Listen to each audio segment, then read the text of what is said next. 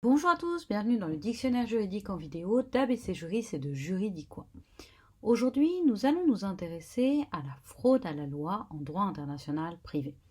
Avant de vous présenter cette notion, je vous invite à vous abonner à la chaîne en cliquant sur le lien sous la vidéo.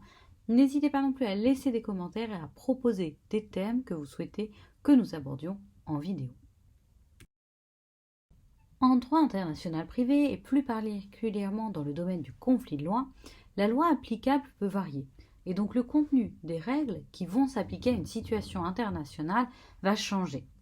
Chaque partie a donc intérêt à ce que la loi, dont le contenu lui est le plus favorable, lui soit appliquée. Les parties peuvent avoir une influence sur la loi qui va être applicable. Parfois, elles peuvent la choisir, c'est le cas notamment en matière de contrat. Dans d'autres cas, pour que la loi qui leur est favorable s'applique, elles peuvent être tentées de modifier le rapport de droit de façon frauduleuse. Autrement dit, leur but sera d'échapper à la loi qui aurait dû s'appliquer. 3 éléments constituent la fraude. Le premier élément est un élément matériel et objectif. Il correspond à un élément de fait ou de droit, licite en tant que tel.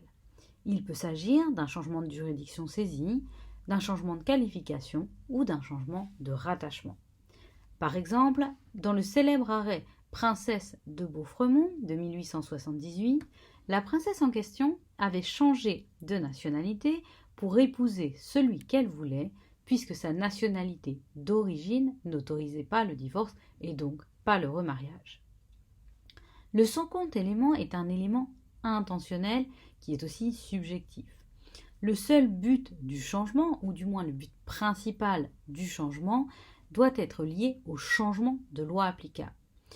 Il doit exercer une certaine disproportion entre le changement et les moyens et les conséquences, et aussi une certaine mauvaise foi, ce qui est parfois difficile à prouver. Enfin, le dernier élément, plus facile à prouver, est l'élément légal.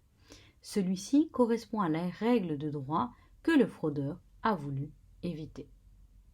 Lorsque la fraude est avérée, la sanction est tout simplement d'écarter la loi que l'on a voulu écarter au profit de la loi qui aurait dû s'appliquer dès l'origine.